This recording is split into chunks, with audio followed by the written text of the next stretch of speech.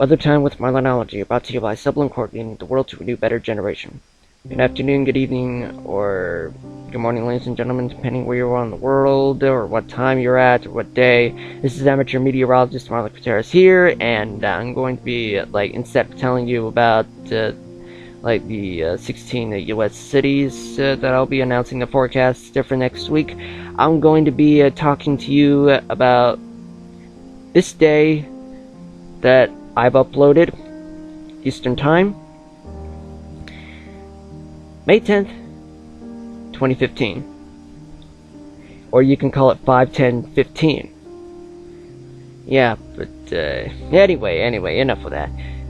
The reason why I don't want to announce the forecast for 16 U.S. cities next week, it's because there are three threats going on. There's a tropical storm threat, a tornado threat, and a winter storm threat. Okay, quickly. Okay, a tropical storm. Okay, let's start off with this. Last week there was a lot of cold air pushing in towards Florida. It went all the way south as Miami, but then it collided with a tropical air mass, which pushed all the way back north. So while that was happening, there was something funny going on. And when I mean funny, I don't mean funny. I mean there was something strange about it. There was this kink in the front, which indicates that there is some rotation in the winds. And of course continue on this rotation, which pretty much closed formed it into this unusual subtropical or tropical low pressure system.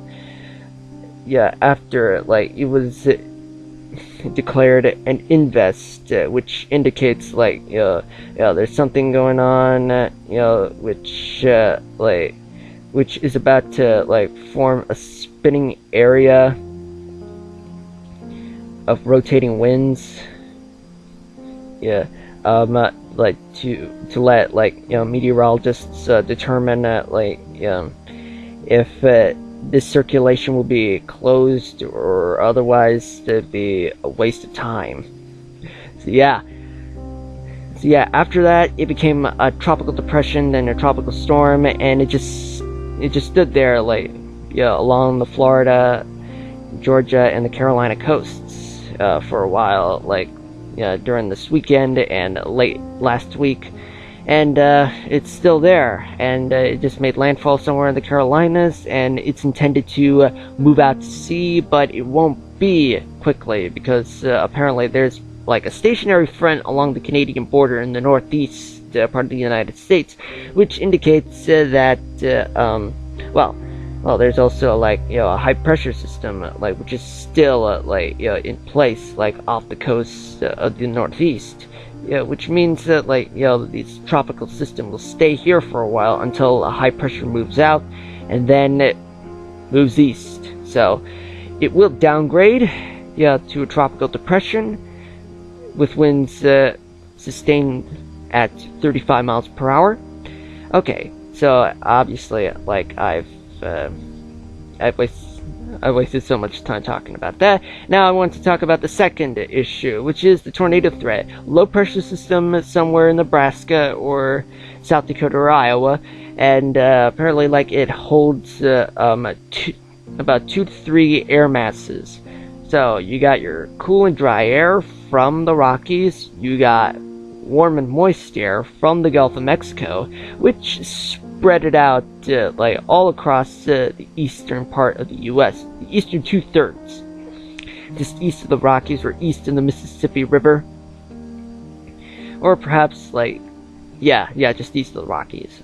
Yeah, it actually spread out, but it didn't spread west in southwest, because there was a dry line, which indicates a cap between warm moist air and cool and dry air, which in explanation that if warm and moist air from the Gulf of Mexico were to be less than the warm and dry air, the desert air mass, then it would mean that it's going to stay there until warm and moisture is hotter than the desert air. So when that happens, you get your instability, due to the confrontment of cool and dry air. So anyway, I'm not going to explain that. I've already explained that from the previous episode. Yeah, so until this low pressure moves eastward, there's going to be tornado threat, severe weather threat all over the Great Plains west of the Mississippi until it moves east.